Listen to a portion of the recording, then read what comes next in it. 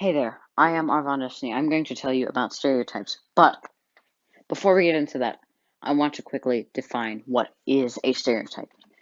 According to the Merriam-Webster dictionary, a stereotype is a standardized mental picture that is held in common by members of a group and that represents an oversimplified opinion, prejudiced attitude, or uncritical judgment. Again, that's Merriam-Webster. Here's Oxford's dictionary. A preconceived and oversimplified idea of the characteristics which typify a person, race, or community, which may lead to treating them in a particular way. Again, that's Oxford's dictionary. So two very reputable groups. So tribality. This is where it all starts. I'm not talking, so in ancient societies, I'm not talking ancient like 2,000 years ago. I'm talking ancient like 200,000 years ago, 300,000 years ago. Ancient society in that day was not diverse. There were tribes, and each tribe, they might have very small differences, but they were very big differences to those groups. So to create a sense of security and belonging, they had to do something. What did they do? They made distinctions between groups. So let's take group A and group B. So to define other groups, let's say group A wears red shirts and group B wears blue shirts. Group A, so to define others, to define that group B wears blue shirts, and that is what you know them for. You must define yourself. You must know that group A, yourself, does not wear blue shirts. They wear red shirts. And this is fine. It's A-okay. It's part of human nature. It's good, frankly, that you can make these kinds of connections because it is a way of making quick decisions. Humans would never be able to survive without it. So this leads to the us versus them mentality. And this is the Yin Yang symbol. I think it's very beautifully accurate of what we're seeing here. So take the white as the good and the black as the bad here, okay? So this is us, this is them. In a harmful, bad stereotype, us gets more good and the bad is made smaller. In the bad, the bad group gets made into their bad parts are made bigger and their good parts made smaller. Now, an ideal society would have two equal groups, equal and opposite, with their good and bad intertwined. That's the idea. It's never going to happen. You're always going to end up with this. And again, it's completely natural. It's only human. So this is where we get into the whole benign versus malignant. So it's a benign stereotype if it's a simple joke, like giving a Canadian friend a hockey stick for his birthday, and a German guy a nice big 6-pack of Heineken, even though it's technically Dutch, not German. But that's a-okay. But what's not okay is a malignant theory. A malignant stereotype, for example, racist and potentially life-threatening stereotypes, like replacement theories. It's a very common one used by most people who do genocides. It's what Hitler essentially did.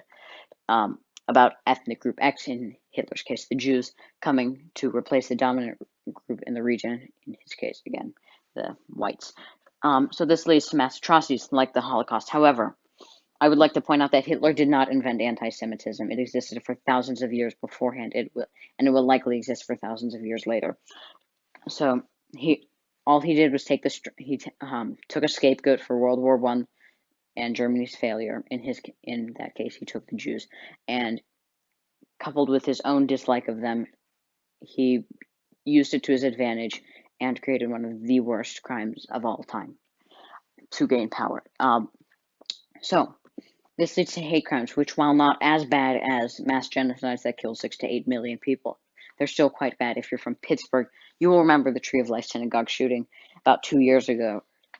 The shooter just tried to justify himself using a replacement theory. So you will probably have heard of anti-Muslim hate crimes. In the year 2001, after the events of 9/11, there were 93 anti-Muslim hate crimes. In the year 2000, there were 12. In 2016, there was a record high, 127. That's about 10 times more in the course of 16 years from 2000. And even more recently, anti-Asian hate crimes due to the whole COVID pandemic. A lot of those have been happening, and it's frankly disgusting that such a thing is happening. Now, this is stereotype threat. Stereotype threat is essentially the threat of becoming a stereotype, and that can put some level of temporary psychological damage on you.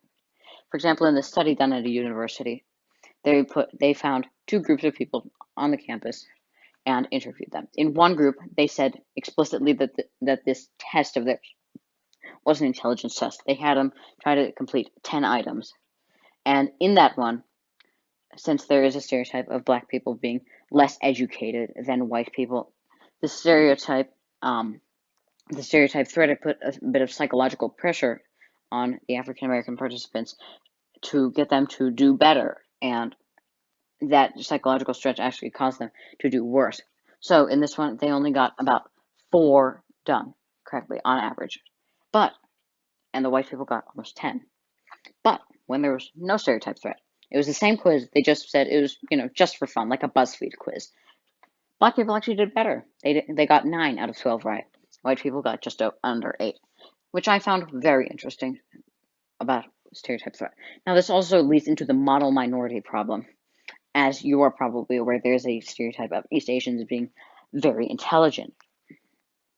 And while it is true that people from East Asian countries do have a higher average IQ than others, it's not a very fair and accurate representation to go on. So this would lead to a stereotype that an East Asian student might be more intelligent, and so that would cause psychological stress on them to do better in academics. It might actually hurt their psychological health in the long run, and probably social health for sure, especially in the short term. And it is a serious problem because for them to prove that they are intelligent, 95 is not enough. It has to be 99 or 100. So I'll tell you about an interesting stereotype I personally find kind of funny. And I'll show you how it's false. Texas. There is a stereotype that it is essentially cowboys in the middle of nowhere. So people who are from Texas who you might have heard of, Beyonce Knowles, Matthew McConaughey, and Jamie Foxx. 3 very famous people who I can guarantee you are not cowboys. So now the causes of stereotypes. Most stereotypes are at some level true. This is very important for you to remember. I'll show you an interesting equation about it later. Let's use the idea of cops and donuts. Okay, so crime, as you probably know, is not a 9 to 5 thing. And when the stereotype originally started, the only shops and places that were open late enough at night to serve these guys who were working the late night shift are diners and mom and pop donut shop types. And so this leads to a problem.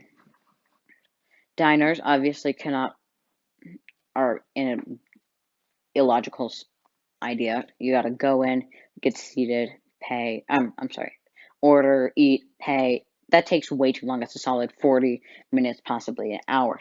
By then, your scanner's surely writing you up on something. But if it's just a simple, just easy, basic, pop in, grab your donut, your coffee, you're out. It's maybe 5 minutes. You're saving a lot of time, probably not missing as much either. So that's pretty interesting. So here's my equation that I was going to tell you about. Truth plus misconception times 100 equals stereotype.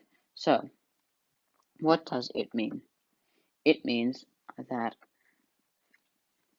you take the truth, a stereotype. It is based on some level of truth, plus a misconception. For some reason, there's a misconception, something wrong with that.